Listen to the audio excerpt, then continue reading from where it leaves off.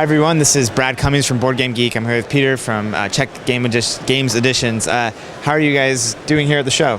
It's amazing. I have to say that our game Codenames is selling amazingly. The response of people is overwhelming, and the only thing I'm regretting that we didn't took more copies with us. I know we chatted with you on the first day and there were piles and piles, and now you can it's all gone. Yeah. Just first day we sold 500 copies, and in the end we had to say people that we cannot sell them anymore because we had to count pre-orders and we had few more next day. Right. Yeah. Oh yeah, and Codenames is #1 on the Geek Buzz list here, or at least was last time we checked. Should be. Yeah, I really like it. To be honest, I don't know what other publishers have here because I don't have time to go around. You're working. Yeah. Only from time to time I say for somebody, hey, you could check this game. I say, okay, bring it to me. so I will check it later when I will be back at home. Right. So since we're talking about Codenames, there's been some talk of maybe some digital components around Codenames. Can you tell us a little bit about that? Yeah. We plan to do, and actually we already started to do some just support app for Codenames, because in Codenames there is some key, which is basically 5x5 grid with some information which card belongs to which team, and those we have exactly 40 of them in the base game, which is more than enough because each of them can be also rotated. So basically you're going to use it for different ways. Right. But to avoid some remembering of those, we definitely want to make some support app. So instead of standing the key card there, you can have phone or iPad standing and completely randomly generate the key card for you. Okay. And also, if you would like to play the game really competitively, we would include their possibility to play with some better timer. So each team will have some limited time for their turn. That's cool. Kind of keep it flowing and not going too long. Yeah. Cool. So obviously last year we got Galaxy Trucker, which is amazing app. Still playing it.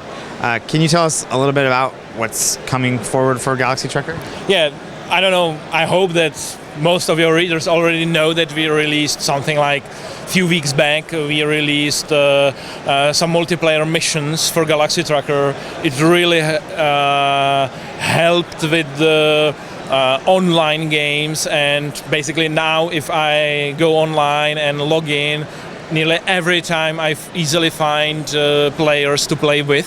So the reason why we did it really went well, and we are glad that we did it, even though it was free update and it was really a lot of work to do it right. But I'm glad that we did it.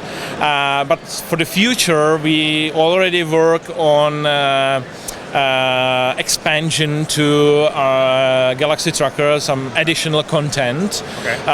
It will not match the expansion of the base of the board game. It will be some new tiles, new ships, new adventures, and so on. But it will be rather something like we will take something from first expansion of Galaxy Trucker, the board version, some things from the second expansion of Galaxy Trucker. We will also invent some new stuff as we did with the digital version and so on.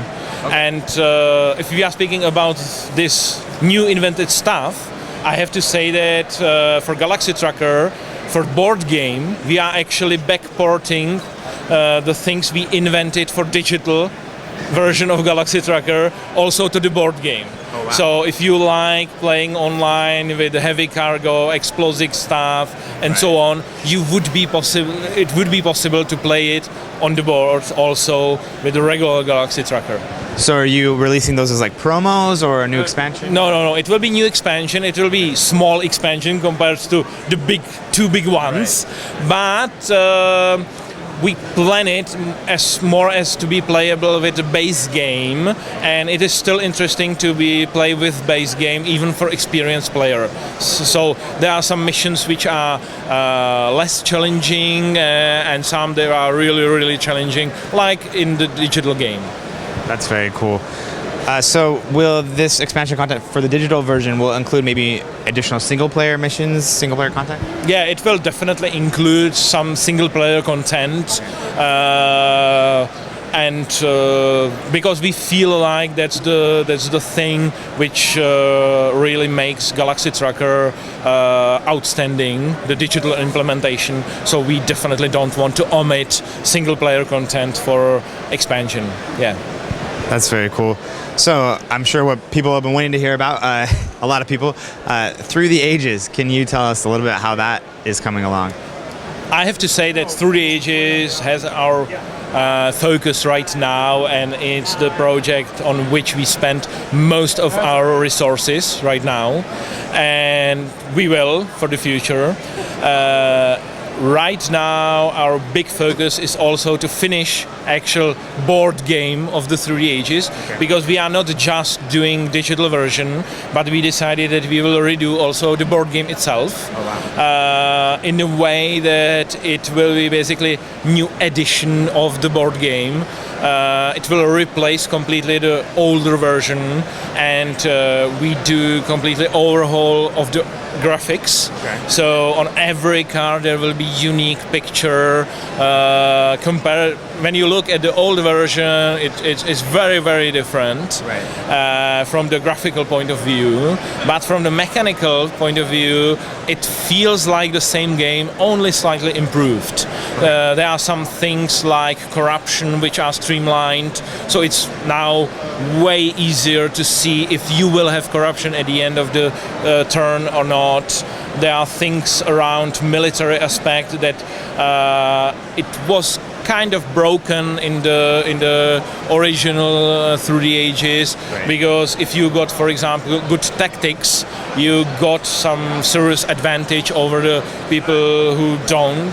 Right. And so you basically, in this new version, you have this tactic only one round for yourself, and then it become available to any player. Okay. So even if you will not get any tactics during the game, you still be able to use them if other players will Research them and use yeah. So that's are some changes we are doing, but we always need to be sure that players are accepting these changes. So we are playtesting it a lot right now with players from all the world around, and to make sure that it's balanced. That's one thing. Right. And to make sure that these changes we are doing are not making it as a different game. Right. We still want to be like when you play it, you will have feeling, okay, I played Through the Ages, but now it's better.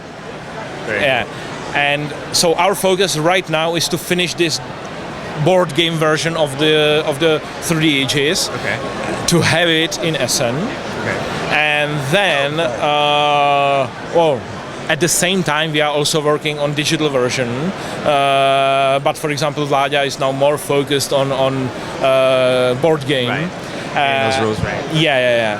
And at the same time, we are developing digital version, implementing the new rules and everything, and we plan to release it this year. Oh wow, awesome. But definitely after Essen. Okay. But in Essen, we plan to have working prototype. Okay. Will the potentially the board game version be available at Essen, or is that also post Essen? The paper version, not the. In Essen. At least it's our aim. Okay. And we hope that we will be able to make it. But sometimes with those things, it's not just up to you, Right. because production is out of our hands. Right. So I know you guys have shared a lot with us, and you've got a lot coming. I hear you have one more thing, something about Dungeon Lords. Yeah. Because we promised that we will start working this year on the